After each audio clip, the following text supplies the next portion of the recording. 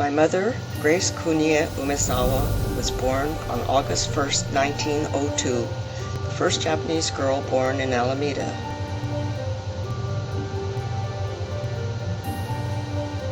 She was also the first Nissei girl to graduate from Alameda High School.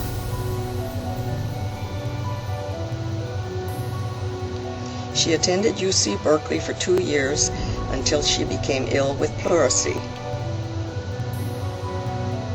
She married my father, Kunie Yokouchi, in 1924. They moved to New York City for my father's work, and she went to work for Elizabeth Arden until 1932. They then moved back to Southern California, where my sister and I were born.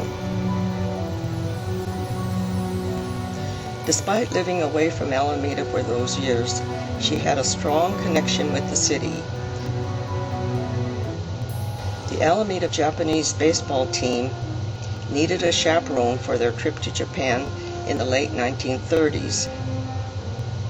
My parents agreed to help them, taking their 2 young children along.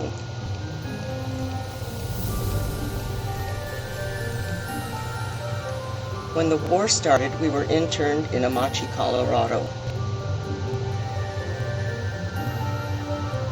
In late 1943, my mother went to teach at the Navy Language School in Boulder. It was a chance for our family to be released from camp life. The only time I recall that she was insecure about a job was when she heard of the caliber of Navy students. The students were graduates of prime universities, virtually all had Phi Beta Kappas, or they were born in Japan and already spoke the language.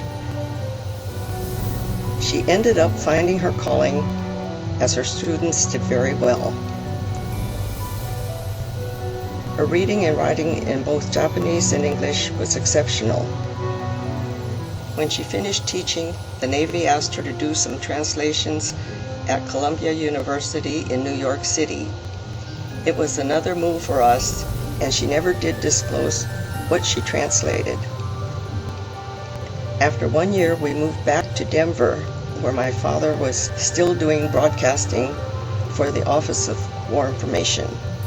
When that office was transferred to San Francisco, we moved back to California.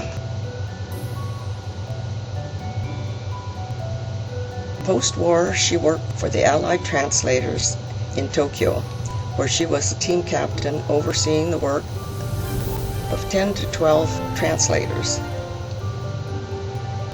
We spent 4 years in Japan until she went for a relatively short assignment in Okinawa. At that point, she retired from military work. She took small groups of people on tours to Japan until she was in a serious accident while riding a taxi there in a rainstorm. She never fully recovered as arthritis stalled her energy.